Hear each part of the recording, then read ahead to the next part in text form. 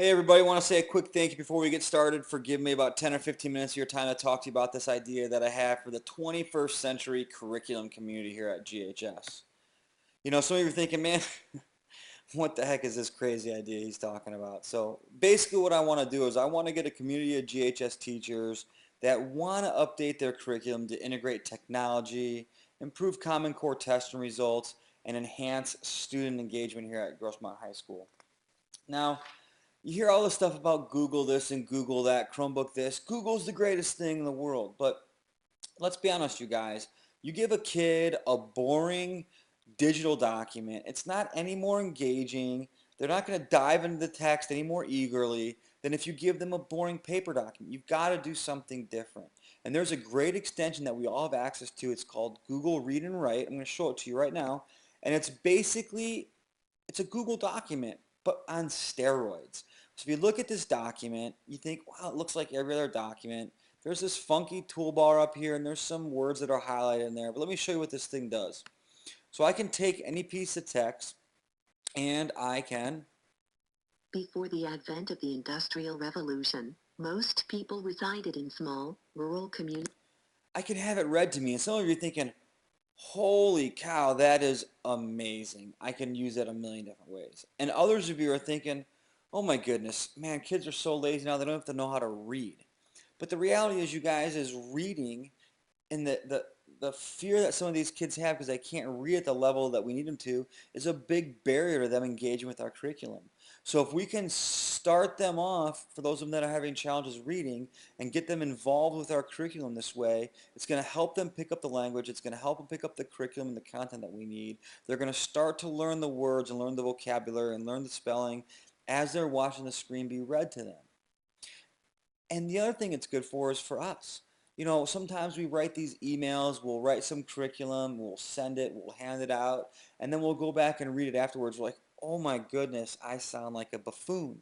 So a lot of times what I do when I'm writing an important email, I'm writing some lessons, I'll highlight that text and I'll go ahead and I'll turn my back on the computer and hit play.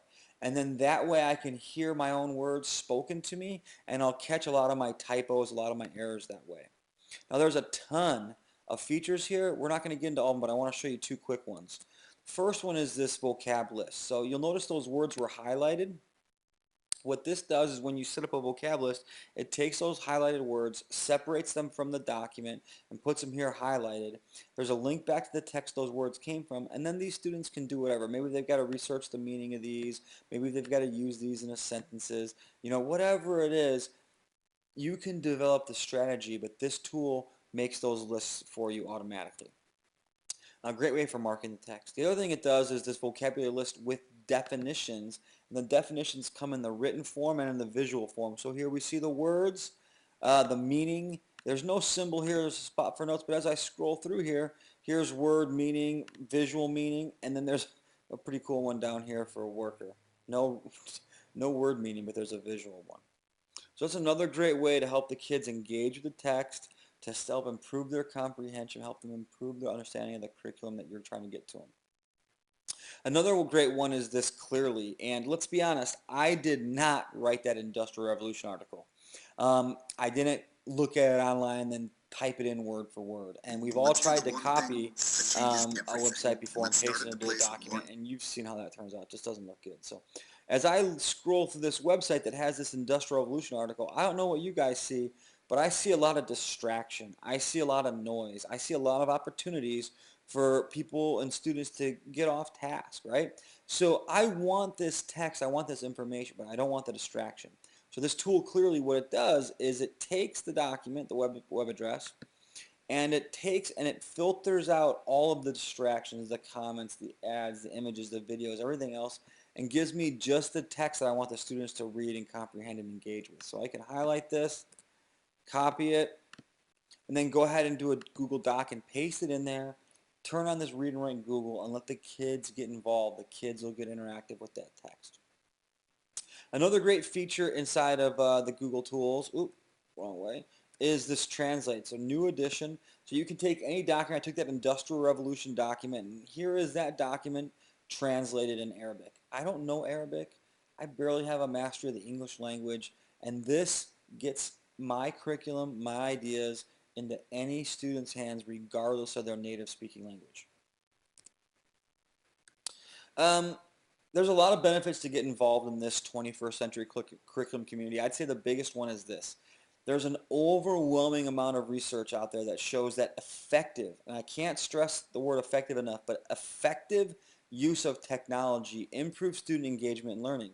And in many instances, even increases student desire to pursue the information outside of your classroom. You guys, that's the bucket of gold at the end of the rainbow. That's the unicorn. That's the thing that we're all trying to figure out. How do we get our students, our kids, so excited about what we're trying to teach them, they seek it out when they're not in our classroom? And you guys, is the student going to run home and go, Mom, Dad, I can't wait to mark this text? Or, probably not. But these students love YouTube. They love the video engagement. And you might be thinking, well, big deal. How am I going to do that? Well, you guys, we all have video cameras. If you don't, you can get them from me. I have a ton of them. But we can record our lessons, our labs, our lectures, our activities, and we can get those up on YouTube. And the reason we would do that is it's going to get engagement 24/7, and there's a way that you can take that and you can use Google speech recognition to automatically take your spoken word, turn it into closed captions that can then be translated into any language your students need. So let me show you here. We can do a dissection of a frog in Arabic, or we can learn how to do complete sentences in English. I always like dissecting frogs, so we'll go over here. So here This is a we've grass got, frog. The grass frog is in the phylum Chordata, and you'll notice, it's video, it's closed caption, big deal. But remember, I didn't type this closed captioning in. Google's speech recognition pulled that in automatically for me. Now here's the real power. I can come down here and close caption, your students can do that, and they can choose to not have it in English, but I want it translated into Arabic. So when I click OK now, that video, my lesson for my students, This is a grass frog. they can still The grass frog is see and hear me in English, but they're reading it in their native language as they're hearing my pronunciation, as they're getting the curriculum. So they're gonna more quickly learn the language. They're gonna have better access to the curriculum that you need them to have, and they're gonna have it 24/7. Also, they can have comments down here, so students will engage, other people will engage with this curriculum, and they can even download the transcript, they can translate it. There's a lot a lot of uses for this, you guys. It's a really, really great tool. There's a lot of other benefits besides just the student engagement. A big one right now, you guys, there's a lot of technology coming onto our campuses. Some of us are more comfortable with it than others, and there's less and less tech support. So if you get involved in this community, I and other teachers on this campus that are comfortable with technology are going to be there to help you out in one-on-one technology support. And it's not being dictated by the district. It's not what they want you to do. We are going to listen to your unique challenges, your unique needs, and we're going to come up with ways to address those for you. It's going to be unique to you. Also, I'm fortunate. I'm involved in the CTE program. I have a technology refresh every couple of years, and I've maintained all of my computers in great working condition. Now, I've got about 25 computers that are just a few years old. They're iMacs. They're awesome. And I'm going to make those available, and Dan's approved it, to any teacher that wants to get involved. This will get 1 or 2 extra iMacs in each of your classrooms, get the kids engaged, get you engaged with this technology. It's on a first come, first served basis, though. And then we have curriculum writing money available. Dan said that he'll pay us for developing, delivering, and sharing this curriculum as long as it integrates technology and promotes better Common Core. There's one caveat though, you guys. It's if the district releases its budgeted professional development money. So if they do that, which they do every year, we'll have some money available for us. If they don't, we won't. Who should get involved with this? Everybody. I want everyone. But again, I've got this caveat. I only want teachers that are willing to try new things in order to improve engagement and performance. I don't want teachers that have the mentality of, I don't want to learn how to do it, I just want you to do it for me. If that's what you're looking for, I'm not the guy. This isn't the community. But if you want to learn how to use this stuff, we'd love to have you get involved. It doesn't matter what subject you teach. It doesn't matter your technology skill level. We want everybody that's willing to try new things to improve engagement and performance.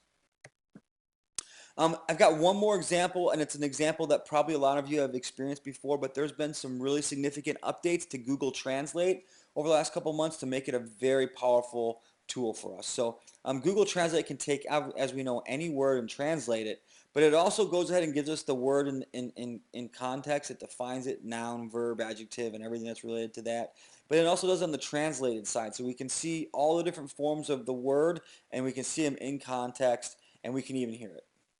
casa, Now we can take that a step further, and we can take paragraphs of text. So students can pull text from your documents, from websites, from articles, anywhere, copy and paste it in here, and then they can hear los that miembros read back to them. activos pueden tener uno o dos If they don't ordenadores y understand the Mac para su word salón. in the English language, well, when they hear it spoken to them in their native language, it'll help with that comprehension.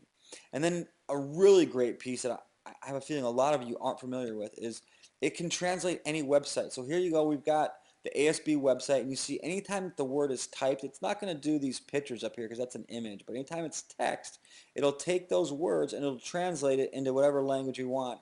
If you hover over the words, it'll show you the original language text, and then we can navigate this thing. So I can go to any page and it's still going to translate it, and it's navigable, and I can in the fly change it. I want to do Arabic now.